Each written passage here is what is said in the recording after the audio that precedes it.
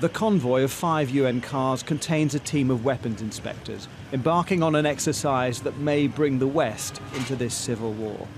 Their departure follows 2 days of negotiations on the ground by the UN's Angela Kane. What do you think the weapons inspectors are going to achieve today? No response, but the delay of in total 5 days will make it more difficult for them to establish whether Syria gassed its own people. But if they do, the question then is, how will the West respond? Is it even possible there could be some kind of military strike against Syria this week? I'm not going to rule anything in or out. I'm not going to speculate about that in public. Is it possible to act on chemical weapons? Is it possible to respond to chemical weapons without complete unity on the UN Security Council? I would argue, yes, it is. The district of Zamalka is a wasteland full of snipers. Both sides supposedly called a ceasefire, but there are reports today that the inspectors have been targeted by gunfire, which could intimidate and hamper them in getting to work. It's already feared that after 5 days of government forces pounding the site, evidence may be hard to gather. Every hour counts. We cannot afford any more delays.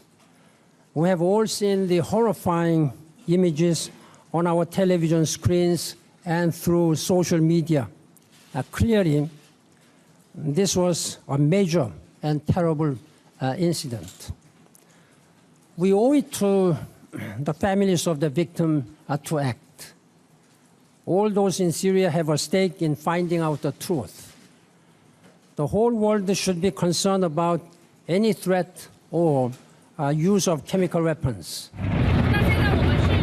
If inspectors do find anything, the regime has provided an alternative scenario for where it came from. State TV has shown journalists a stash of chemicals in underground rooms in the Damascus suburb of Jobar, which they say belong to the rebels.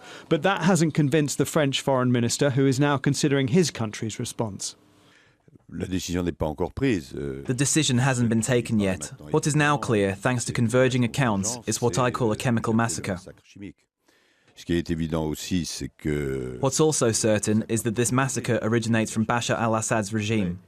There has to be a proportionate reaction to act with determination and calm, and that is what will be decided in the coming days.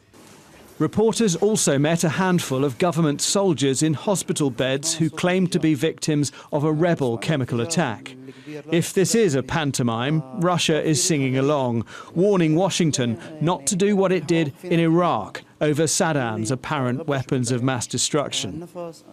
If the inspectors actually going today have the right equipment with them, and if they can prove by identifying certain either carriers or certain elements that only the regime will have, that will be further evidence, at least to get some kind of legal way of moving against President Assad. Indeed, evidence may well be found. Angela Kane's inspectors need to get as close as possible to the point of detonation and examine soil samples and human tissue. To explain what happened here, the inspectors have a sombre and difficult task ahead. The options facing Western leaders are equally grim. Jason Farrell, Sky News.